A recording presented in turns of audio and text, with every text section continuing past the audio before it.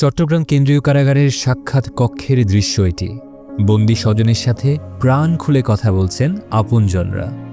বেসরকারি কারা পরিদর্শক প্রকৌশলী মোহাম্মদ নাসির উদ্দিনের প্রস্তাবনায় আলহাজ শামসুল হক ফাউন্ডেশনের অর্থায়নে এই মহতি উদ্যোগে চট্টগ্রাম কেন্দ্রীয় কারাগারে প্রথমবারের মতো চালু হয়েছে কারাগারে 1-to-1 ইন্টারকম সুবিধা।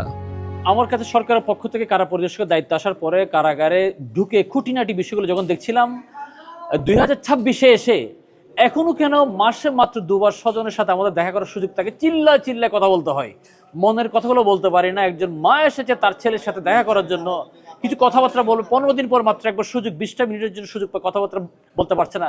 ছোট্ট বাবু এসছে, সে তার বাবার সাথে কথা বলবে, অন্যদের চিল্লিতে বাবাকে সে ওই কথাগুলো বলতে পারে না, তার বাবাও তার কন্যার কণ্ঠগুলো শুনতে পান না।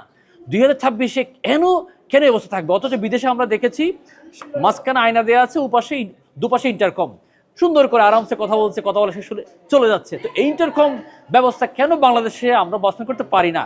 সেজন্য আমাদের পক্ষ থেকে একটা প্রস্তাবনা আমরা দিয়েছিলাম। আলহামদুলিল্লাহ এটা চট্টগ্রাম জেলা প্রশাসনের মাধ্যমে এবং বর্তমান কারা অধিদপ্তরের যিনি আইজি মহোদয় রয়েছেন, আলহামদুলিল্লাহ ওনার অনুমোদন ক্রমে এটা আলহাজ শামসুল পরিষদের অর্থায়নে চট্টগ্রাম কেন্দ্রীয় কারাগারে বাস্তবায়ন হয়েছে আলহামদুলিল্লাহ। আগে যেখানে চিৎকার করে নিজের স্বজনের সাথে কথা বলতে হতো, টেলিফোন সুবিধা চালু হওয়ায় সেই সমস্যা দূর হয়েছে। না মানে যেগুলো বলতাম ওরা শুনতো না, আমরা শুনতাম না, অনেক গ্যাদারিং হয়ে বাচ্চারাও কথা বলতে পারতো না, এখন বাচ্চারাও কথা বলতে পারতেছে। শামসুল হক ফাউন্ডেশনকে আমরা অনেক ধন্যবাদ। আমরা একটা মানবিক বাংলাদেশ গড়তে চাই, সে যেই হোক।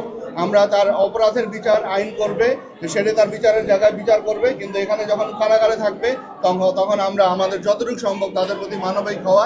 বিশেষ করে অপরাধী তো সে ভিতরে আছে, কিন্তু তার পরিবারের যারা সদস্য আছে তারা তো অপরাধী নয়, তাদের প্রতি আমরা যতটুকু পারি আমরা সকলেই মানবিক হওয়ার চেষ্টা করেছি। এই জন্য আলহাজ শামসুল হক ফাউন্ডেশনকে ধন্যবাদ জানাচ্ছি এবং কারা কর্তৃপক্ষ যারা আছে তারাও যে এটা সুন্দরভাবে বাস্তবায়ন করেছে এই জন্য তাদেরকে ধন্যবাদ জানাচ্ছি। মানবতার কল্যাণে এভাবেই পাশে আছে আলহাজ শামসুল হক ফাউন্ডেশন।